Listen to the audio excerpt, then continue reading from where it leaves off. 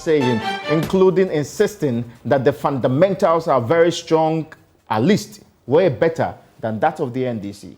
After this break, we will delve into that. We will assess it with a broad base of guests on this show, but more importantly, with one man who's managed the economy before.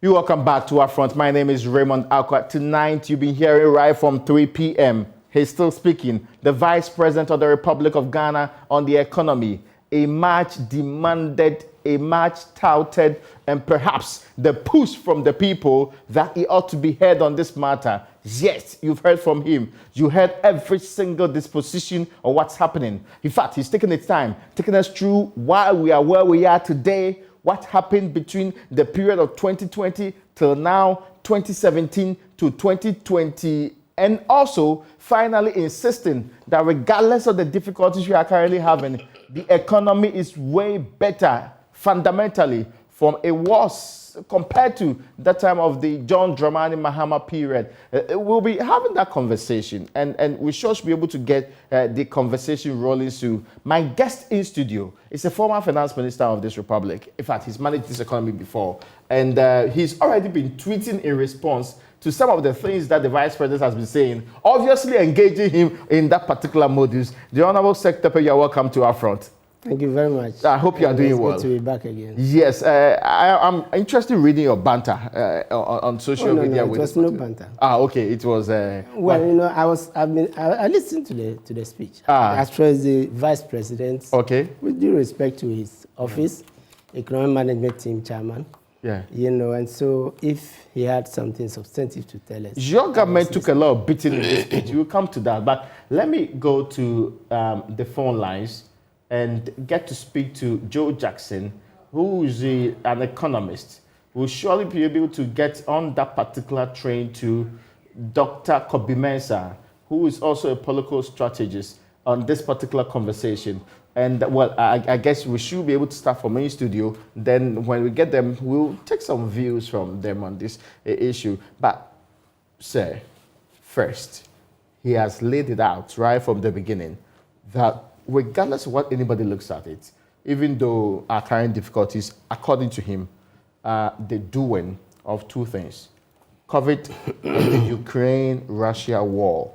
He's mentioned those two as the most important contributing factors. But he says, despite that situation, it is better than the fundamentals the NDC had between 2013 and 2016. Are you disputing this? I think the Vice President has failed to address the fundamental question facing the economy. And these comparisons between the NDC and the MPP are only repetitive. We've heard all of them, you know, already, 17 taxes and others. I'll prefer that later we can look at them. But the fundamental thing facing us is that the Vice President is the chairman of the Economic Management Team. The budget was presented, the markets were not convinced. Those who will give finance our deficit were not convinced. Either before or short while after, we had downgrades. Okay. Significance. And we barely survived Moody's, you know, with a negative, but still just not going. C means we are entering into junk territory. Then the Ukraine war started 1 month ago, let me remind you. Right? Yeah. But before 1 month ago, we had a downgrade. Yeah. Before 1 month ago, the budget had been presented, and the markets were not convinced. 2, the Minister for Finance made a statement that was to convince Ghanaians and the markets, you know, that they had the wherewithal to change course. Then His Excellency, the President, presented SONA. In all this, the markets are still not convinced. You will agree with me. Ghanaians are not convinced. You know, from or let's say the majority of Ghanaians are not convinced because petrol prices and others, So the fundamental question from the chairman of the economic management team is, what else? Didn't the president, what else didn't the Minister for Finance present to the nation? Okay. You can tell me the one new thing, which is different from what, they have said, which the vice president has said. To that extent, it's an anticlimax. Because the expectations were high, you'll agree with me.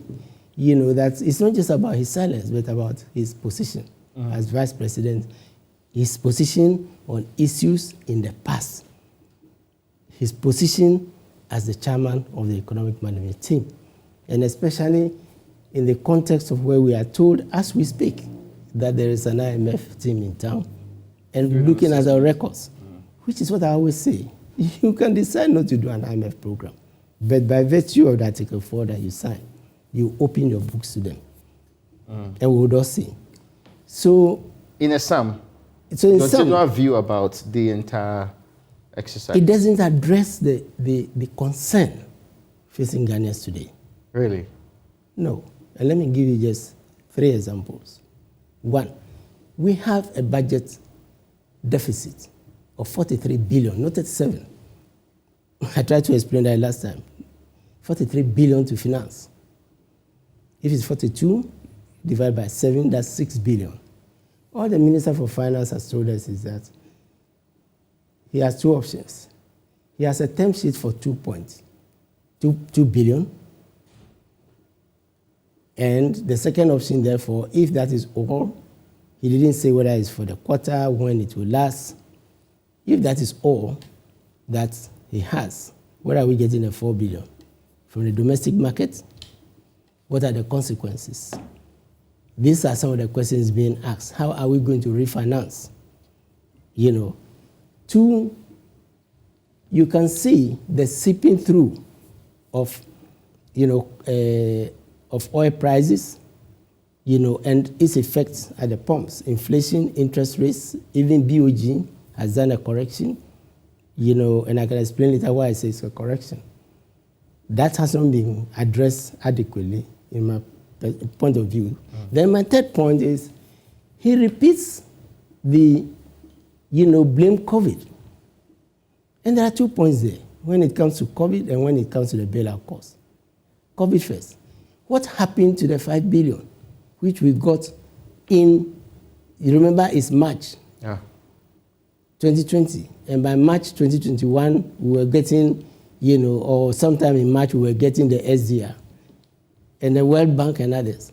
What happened such that we could not use almost $6 billion US dollars multiplied by 7, right? And you get, or 6, even 36 billion, which is more than half what GRA is bringing to resolve the COVID crisis. Just that COVID crisis. Also, all the money, including Bank of Ghana's 1.7. So why are we in this situation? And is it true, as a World Bank, resident director, as the World Bank, president himself from Washington said go for debt suspension and everything. Is it true that we had issues before COVID? And then more recently, you are adding Ukraine, 1 month. We have not even felt the full impact yet. I mean, God forbid, as I said in the tweet, that this war should continue.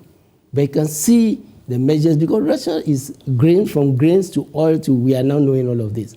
That is what we want to know. 1, can we finance, the deficit? Are we going to default? The markets are saying the measures announced, including the discretionary expenditure cuts, are not enough. Right? So these are the issues facing the country, which we expected the vice president, to come, not to repeat things which he has said before the 2016 elections, after the 2016 elections, and now. The only new element I see is his passion for digitalization. Now, give me a minute. Let me go to the phone line so I can get to speak to Mr. Jackson. Mr. Jackson, you're welcome to UPfront. Thank you very much, and good evening to you. Good evening to Honorable Secretary, I believe, was speaking. Good evening, sir.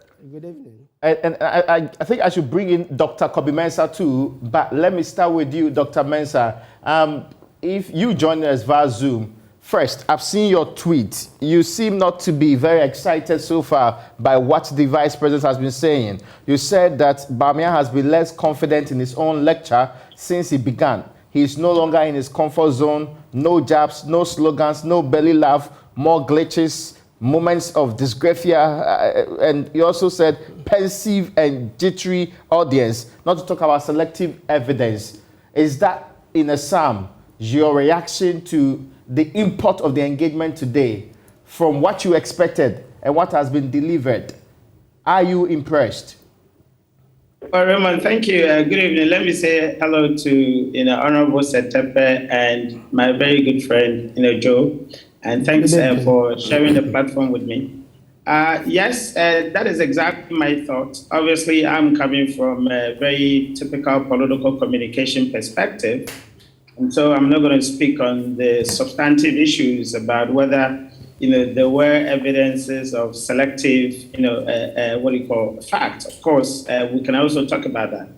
But yes, if you compare Bawumia's lectures as he used to have them with the current one, you could see that clearly the realities aren't supporting his positions, and so he's struggling to piece together the evidences. Right from the beginning, when he started talking about the economic fundamentals, you could see someone who is at pains trying to sort of speak into being, things that are not existent. And that made it very difficult for him to actually, pronounce or for him to actually assert his positions. And so you could see quite a lot of glitching here and there. You could see moments of dysgraphia, as if, he's actually not quite sure what he wanted to, post on his own, conceptions. You could also feel from the audience perspective that they were quite jittery, even some point where you expected a typical Bawumia lecture for people to clap and to hail him, etc. They were a little bit pensive and jittery to doing that. I mean, there were points where he actually claimed that we have the biggest facility for drone health or something like that. And people were hesitant in clapping because I'm sure in their minds, they weren't quite sure whether that was actually true. So these are some of the things that I picked up, and I realized that he was not confident. Even if you look at the beginning of the whole lecture, it's until the latter point where he started trying to pick up his own jabs and his own kind of slogans as he used to do. But from the beginning, right from the beginning up until even more than half of the speech or the lecture, there was nothing like that. You could see someone at pains trying to paint a picture, and it wasn't actually coming through. And that's why my position. Maybe I need to ask you just this one direct question further. Was this worth it? Was this exercise worth it for the Vice President? Does it do his reputation, the intent and the things he wanted to carry across? Did they achieve the ends for which it was done? Absolutely not. I think he was actually setting up for his own internal contest, one. And then, of course, so to speak, the usual Bawumia sensation, trying to talk to the economy the way he would want us to believe. It couldn't work. I mean, the usual, according to data, didn't actually come out well. And I think that he rather had done himself more injustice than he would have actually preferred, because he kept recycling exactly what he's been telling us. And this time, he's anchored his speech on two key things: COVID, and then, of course, on Russia and Ukraine, which Honorable Setepe has actually done. And of course, if you look at it, he also actually anchored it on NDC. I mean, you are bringing a cash and carry, which is way back before 2000 elections, and you're mentioning that in 2020, 2022, speech. I mean, come on, you couldn't actually do that. Now, I need to thank you on this point. I'm sure we can do deeper analysis in the future, but Dr. Kobe Mensah, thank you so much for your initial reaction to the Vice President's speech on this one. And I'm staying on that particular line and staying with Joe Jackson. I mean, you are a chartered economist. There is mostly expectation that drives some of these, and I suspect I must have lost Joe. I sure should be able to raise you for a conversation, continue from, yes, so we sure should be coming back to him. But he started making the point about what the expectation versus the delivery was for you. Now, but you are in the political party. You've been in this position before. In fact, the chunk of the time referenced that he actually spoke about, the 2013 to the 2016 period. It was you who was the finance minister of this republic. He is so convinced that even with the current fundamentals, this government has performed way better between 2017 and 2021 than your government. The evidence, official, with your permission, we can go through just about 4 slides. No problem. I will do so. Yes. Yes. So Okay. that we talk to the facts. So this he mentioned selective fiscal evidence. deficit. He mentioned This is the inflation. deficit. Okay, Yes. so let's look at fiscal So deficit. let's look at, yes. So you can see below, first of all, you see something called outstanding, liabilities. It's very, if I may just, go so your listeners could. You see this? It happened in 2016. This is what was used to reduce the deficit, right, which we had left at, if you like, fiscal level 1 at 6.1, fiscal level 2 at 4.3, below 5%. This is the offset that was done, and that's the beginning of the problems. They said we left, if you remember, arrears of, so much. Then they did this offset. So you could see that this has never occurred before. You can go back to Dr. Butch's time. There's never been a time when we put accruals in a cash statement. So you see it's standing on its own. Now, this is a trajectory. With one of the things, the denial that any other government had crisis. Forget about single price, forget about falling crude oil prices, forget about falling commodity prices, forget even talking about wars, forget about Iran-Iraq war, forget about all those things. All these things had impact. But the point I'm making that you could see, so if I may, so you see the deficit? Yes, that's it was high. Line. That's the green line. Line. These were before we were borrowing and doing other things to clear single spine and then buy crude oil, and you can see that by the time we were leaving office, in 2016, this is it. And then by virtue of oil and others, 3 oil fields, and it was going down, right? And then it started going down, right? And now it is going up. Okay. And it is going up, as a result of, you can see the revenue, struggling, okay, not going very well, and then expenditure being yellow, therefore, of course, very high. Okay. Right? So you can see from the record that the decline started thanks to sinking fund and others. We can look at the next, just the graphs, please. Yeah, so if I get the next graph, yes. The graphs, not the no, tables. Maybe, yes, the graph, yeah. So here again, you see the revenue performance, right? And you see what we're talking about, the outstanding. Then they introduced an element of offsets. Okay, not just the offsets, but then they excluded, bailout costs and other things. So you can see from this that, if you look at this portion is a projection going forward, that area. The yellow line is expenditure, which has been rising. Okay. Yes. Then you see the revenue line, which is the blue, rose, and then it has been declining. Watch, 2015 was the highest revenue level. Okay. With 1 oil field, with the economy, despite 3 oil fields, the revenue to GDP ratio has never beaten 2015. These are facts. It's from the budget, it's from everywhere. It can be disputed. And even as we speak, if you take, revenues as we are saying, we're saying that 2021 we ended here, and 2022 we are going to do 20%. Let's look at the numbers. The budget for 2021 was 72 billion, right? The budget for 2022 said that the probable actual for that year will be 70 billion. Then the Bank of Ghana has just told us that we actually did 67 billion. And we want to collect 100 billion, right? This in GDP terms, 100 billion.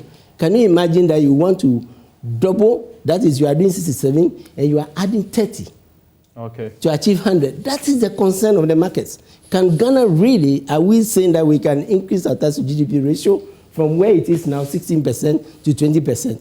This is the problem. And therefore, as a result, you see the deficit. You see, these are the deficits again. That's the green line. The green line, but there's a blue, which is a result of this, Okay. Yes, and once you see it's one time, so it brings it down, and that's it. So these are the lowest point. then it's corrected, right? So it goes down, and you can see the deficit line. This is a negative, so it's going down. And you are saying that you can move the country from this point up to this point, 2025. And let me come and chip in here. What is supposed to be performing this magic? E-levy. But the e-levy is already in this revenue. The e-levy is already in the 100 billion that we want to collect. So it's not additional amount. It's not going to bring additional money. Put it as part of our billion. It is already. Maybe we can look at the last, just so that the facts. Yes. Can we go to the debt? So we move on to the next graph, this one. This is the very last one. Yes, this is the public debt. Yeah, okay. No, can we, there's another one on GDP, the debt, please. Okay. This one. Yes. So you can see, the trajectory. You see where we were at, from 2013. This is where the total debt was. Okay. So look at the trajectory. So what's the vice president saying that they perform better? This is 2016. And you see that at the end of 2016, it was declining thanks to the sinking fund balance that we left, which was used to pay His Excellency Kufuor's first bond. You see that there was a downward slide. Since then, we have not been doing that much refinancing or whatever. You can see from 2017, the evidence is there. So what is it that shows that, they had done better? If they had done better, this should be going down. Right? So you see the deficit, and you see how it is, funding the whole situation. So I just want to dispel this notion, that they did better than the NDC. In fact, but they were specific on deficit.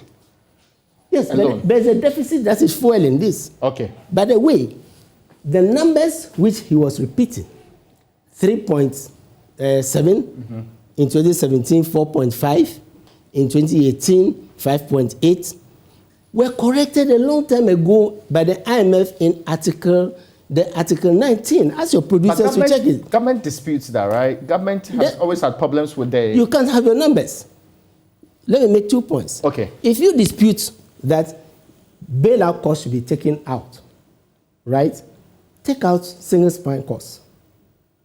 Take out the cost of borrowing for bushfires, the cost of borrowing for, you remember the drought, and VRA going into debt, under His Excellency President Kufuor, which led to Bui Dam and others. So one, you cannot have your numbers and then compare yourself. If my exceptional costs are part of the deficit and the debt, you take out yours and you say you perform better than me. In any event, even if you took it out, this is of which bailout, right? It is still. So this is the blue. This is you can see that up to now you don't see any difference. Yeah, that's where they were together. You can see, right? And that is because past governments have always included exceptional revenue and exceptional costs. So we should have. So you can see that it is only in 2017 that the divergence starts. So this is without bailout, and this is with bailout. And for a reason why government says it's doing very well. But even without bailout, they are not doing well. They are still on the rise. Of course, even without bailout, this is it. They are still on the rise. So what is it that says that they are doing well? In any event, if you take it out, can you compare yourself to Cote d'Ivoire? Can you compare yourself to Nigeria? Okay. There are rules. It is like saying we have a better financial statement, multimedia, and then you have your own IFRS and you set it aside. And then you compare yourself to Media General. When in actual fact, the accounting rule says that you must add, if you have exceptional costs, you add it, but you explain it in the footnote. But you exclude it. And then the contradiction is this. You exclude exceptional costs, right? Then you include exceptional revenue, like ESLA. I see. Exceptional is exceptional. You exclude exceptional costs, right? COVID costs and all those things, if you say they are exceptional. Then you include IMF SDR above the line. Is there consistency? When something is going to worsen your situation, you exclude it. The SDR was not even shown as revenue. It was shown as financing. You're an accountant. Is that accepted accounting? I'm talking accounting economics. I'm talking best practice. Yes. This according to IMF GFS, it's an economic institutional accounting, yes. So, but it's not acceptable at all. Yes, the method is not consistent. The accountancy, you must be consistent. So if you want to exclude cost, exclude revenue. Let me give you an example. Mm-hmm. When we're doing divestiture receipts, when we're getting all these monies at a ERP SAP, you go to the budget, you will see the line, exceptional receipts. Right? You see the exceptional receipts. And you see divestiture costs. Right? HIPIC, MDRI, exceptional revenue. They are there. They are shown in the revenue. If there are any costs associated with it, they are known. We have had exceptional costs. This is the first time we have exceptional costs. Are there other countries that are doing this kind of accounting? I'm afraid no, unless you want to fudge the figures. I mean, Really? seriously speaking, yes. The accounting rules is different from saying that, like all developing countries, we are giving a dispensation for arrears, because we don't keep records. So you take arrears at the beginning, arrears at the end. The difference is the annual increase or decrease. But even arrears, you brought another issue, even arrears, in this year's budget, we said that the arrears will go down from 3 billion Ghana cedis to 1.9 billion Ghana cedis from 2021 to 2022. The World Bank country director is saying that before COVID, some of us were saying it already, by exclusion of all these things, before COVID, Ghana's arrears was 5% of GDP. I take the GDP to be 350 million even back then. Half of that is 17.5. Sorry, 10% of that, right? And half of that 5% is what? 6 point something, billion. 10% is 35. Yeah. 35, sorry, yes. So 5% is 17, right? And yet we are saying that billion Ghana cedis, and yet we are saying that the arrears is 1.9. And these are the issues we expected the vice president to address, because these are the things that are making the markets jittery. I'll come back to you. You don't go to, sorry, okay, just the last point. Yeah. Now it's inflation period. Everybody is going to the market. You don't go to the back to the market with your prices and say, but I came here. You can tell them, I came here 3 days ago. Don't we all say it? Yeah, yes. Yeah. and it was lower than that. Yeah. Mr. Jackson, I kept you on for some time. I needed to get this straightened out first. Forgive me, but let me go straight to asking you this question. Virtually everybody in this country had expectations of the vice president delivering a certain standard and quality of lecture that will show us the way forward. Tell us where we are fully and the way forward.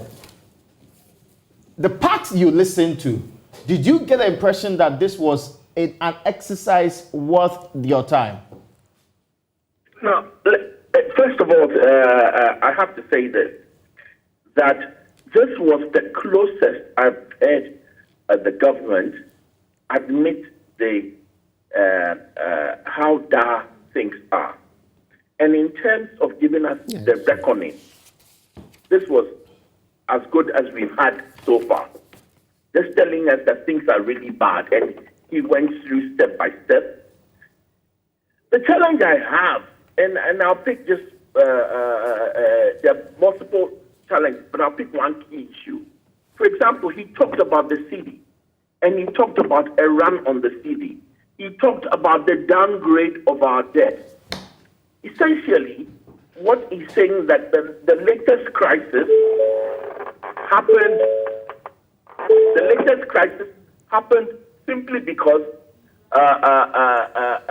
they lost confidence in the economy. If that is right,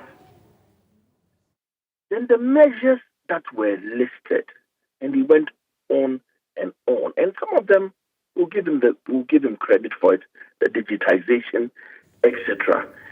They did not address the fact that, so are these good enough to restore confidence?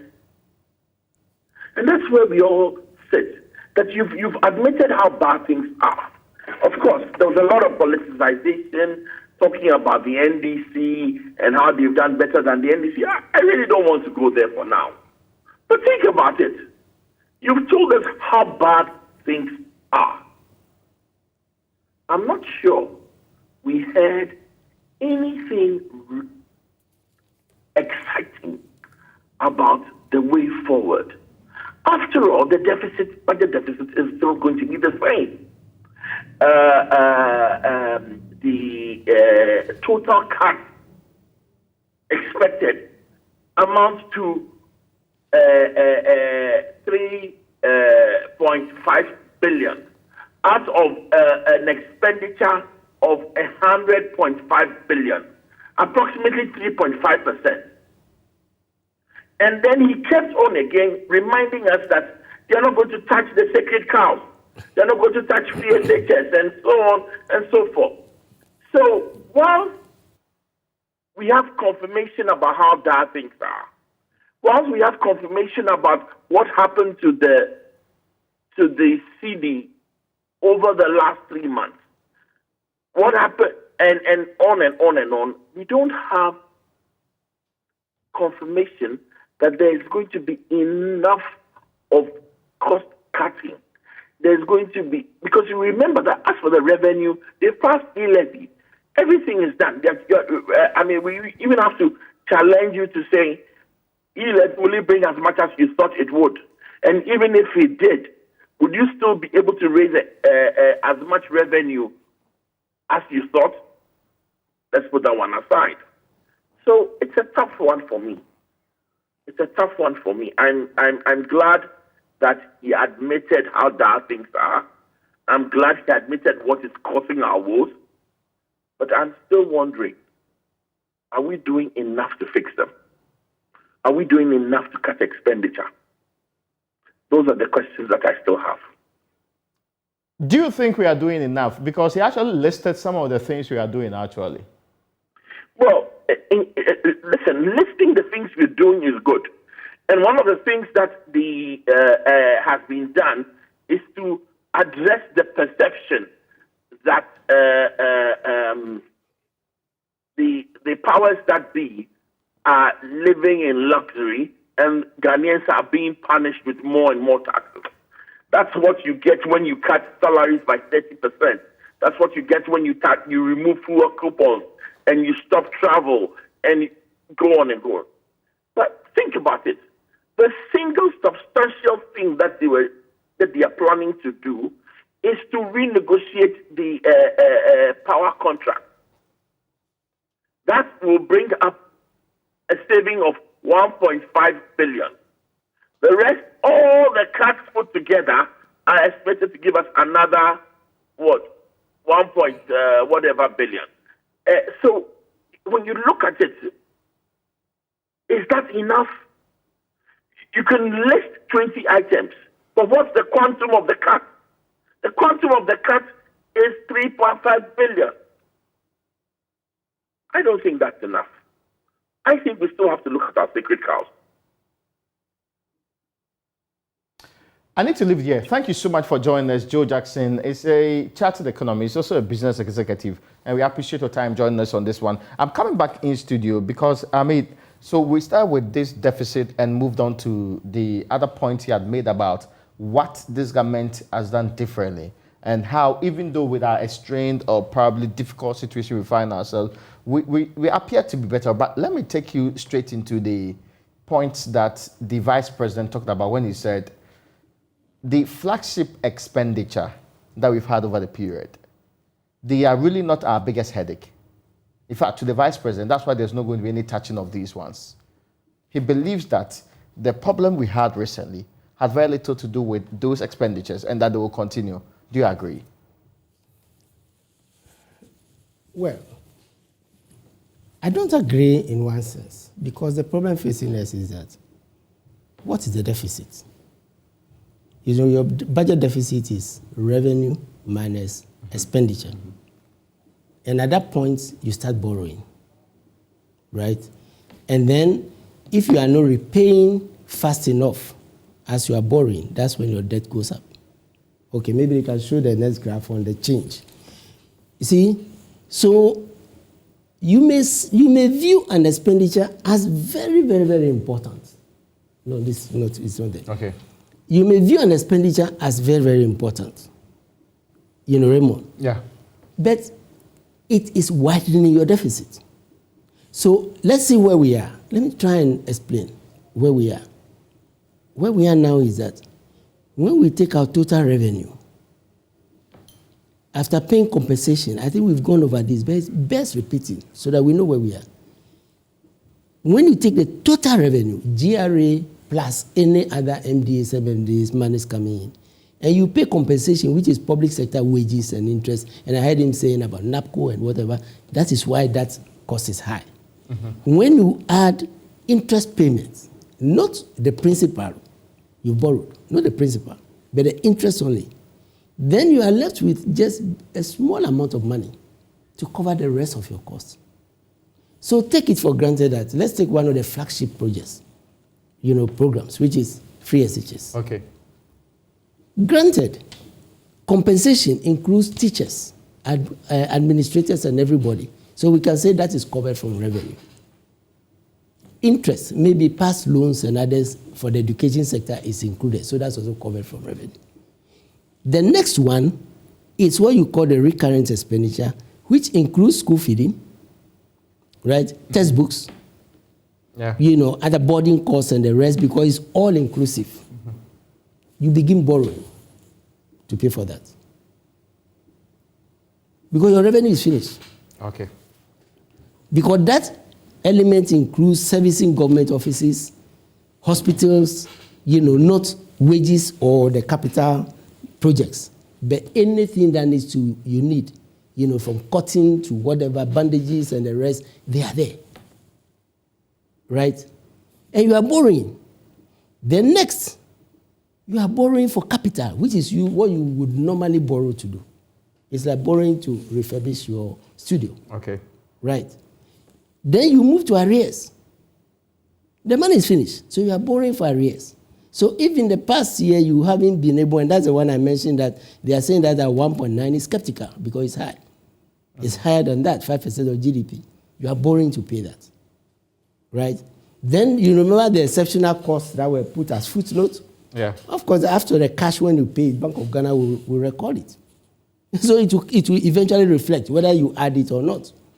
Right? So Bank of Ghana statistics is telling you something different. That's why if we are showing the debt, you will see, in some cases, you will see Bank of Ghana diverging from the Ministry of Finance, from IMF, and from all these institutions. Yes, on the debt situation. Yes. Yeah. But then on the last point, then you are borrowing to pay the principal for all debt. This is the weight, not just the interest. That's the 43 billion I mentioned earlier. Yeah. Mm. So if you say you are not going to cut the expenditure, and it is that expenditure, for example, in 2019 bond that was either 2018 or 2019, we spent 2.2 billion Ghana cedis of that, to pay free SHS expenditure, not capital. This is of interest. So if you are saying this is not so burdensome, then what is it that we... This is of interest to me. I'll come to that. The interest rates. The Vice President was talking about the quick ones, the 90-day, 182 months. He spoke about they are better than what they call it was in 2013, 2016. Yes, of course, but we can see the evidence is there again. Mm-hmm. These are facts. Yes, 2013. I said borrowing costs went up, right, until we negotiated single spine and all those things. Yeah. And you see, then it started tapering down. When we did the sinking fund and the rest, we started paying off the debt. We were going less to the markets because we are taking off, most of the things. So the interest rate was going down. By 2016, the interest rate was here. You can see it. 13 point. Actually, it was in between the 16, exactly. Yeah. Right? So the downward slide, you remember the debt we saw? Mm-hmm. The downward slide continues. Okay. Into 2017, when oil revenue came in, more sinking fund came in to them, to pay off the Kufuor bond, various goodies from infrastructure fund and all those spending, ESLA and others. So yes, they continue. Then you can see it has started going up. It's only when, the COVID revenues and the rest have coming in that you see the interest rate, and this is the TB rate. Okay. When you go to the 182 day, you see virtually the same. The next one. Let's look at the long-term ones quickly. So maybe this one, the 364 and... Exactly. So you see that unlike those ones that were going down and whatever, because the government was having difficulty going to the markets and whatever around this time, you can see it was coming down flat. It started going up again. Started going up. And this is our cost of borrowing. And when Bank of Ghana supported the government, it was saying the cost of borrowing, see the period, was going high. It wasn't in 2020. That's 2019. Exactly, in between years. Right? So the cost of borrowing was going high. And the interest rate started coming down. Why? Because of the COVID revenues and things that we got. Okay. That is it. And they are one time. Right? So we are waiting to see what happens. What happens with the... And then you see again the monetary policy rate, which was going down. Again, it didn't start. It was flat and it started going down. And it was going down now. It's on the ascendancy again. That's the point you make. Yes, you mentioned default. That is where we are. And that's what should concern the vice president, because it's scary for Ghana to default. Right? But his argument is that we've been to 26%, so what's the big deal with 17.5? That's why he can go to the markets. So he can keep the expenditure. Okay. If he wants to. That's why he can go to the market. And remember, he himself considered. And I agree with Mr. Jackson. It was a person who acknowledged the hard times during the SONA. Yeah. Right? And then the minister admitted, but you don't admit hard times and you continue with the same things that are giving you the hard times. So the consequence is that you cannot go to the markets to borrow externally. Now, you mentioned this exceptional item. Yes, you mentioned. Just one quick point. Remember, both the vice president, and then in the 2021 budget also, the fact that non-residents, the domestic bonds that we are talking about, there are non-residents who participate, foreigners, they started exiting. And they are the same ones who patronize our external bond. So this is the difficulty that is before us. Maybe we get this point. This point about inflation too was made, about inflation being better than it was between 2013 and 2016. And this is the graph to support it, right? Yes. Except that inflation is rising, to be fair. Of course, yes. For some time, we thought we're in single digit all through. Remember around this time, crude oil prices was also about 100. Yeah. Dollars, 112, 115. But the difference... Like what we had recently. Yes. But the thing is that with one oil field, we capitalize on those revenues because we had a sinking fund and others to create the sinking fund, to create the stabilization fund, out of which over nearly 380 million was used to support COVID and the rest. All those things were stopped with 3 oil fields. Okay. Right? So yes, it was going down, but then at this point, when we started having remember this 2017, but 2018, it's around 2018, thereabout, the basket was changed. The method for calculation was changed. We had the rebates. Rebates, exactly, just like the GDP. Mm-hmm. But you didn't hear the vice president come out candidly that some of these downturn, it was probably because of the recent change. That's fine, but the change has taken its effects, like that, when you rebate, right? And it started rising. And that's where we are. But his argument is that it's because of the extraordinary situation we find ourselves, Ukraine-Russia war and COVID. They are the reasons why we are 15.7. Yeah, but we are talking about, you did a rebasing. What would it have been? That's the question. But for the rebasing. This is a year-on-year, and this one is, this includes this February where we are. That's true. All right. Yes. And let me tell you that every government has a crisis. And I concede that COVID was the severest. The financial sector that we have to spend 25 billion on. The excess capacity charge is 17 billion, and COVID is 8.1 billion. He makes the point that all of these expenditure on exceptional items together are 50.1 billion. That's a huge amount. Let me address 2 items. Yeah. Let me read something. Speaking in an exclusive interview with the head of the City Business News, Vivian Kailoko, on the sidelines, Dr. Bawumia was on the sidelines of the IMF World Bank spring meetings in 2017. Was also confident of increased investments and whatever. There is a $2.4 billion debt that is hanging over the neck of the state-owned enterprises. What we are going to do is to issue a 15-year long-term bond to deal with this debt. 1, this is the cost of the energy sector debt, which we left, 2.2. Yeah. So granted it's 2.4. 2, in another interview, they made reference. He said they were going to issue bond. That's the ESLA bond. Okay. The bond was issued. Why was this debt not cleared at 2.2 billion? And as Joe Jackson just said, it is not spiraling. Why was it in 2017? This is 2017. You can see the date for yourself. Yeah. That 2.4 billion was. Yes. And remember, ESLA. We won a prize for ESLA. Are you aware? Yeah. Emerging market prize for ESLA.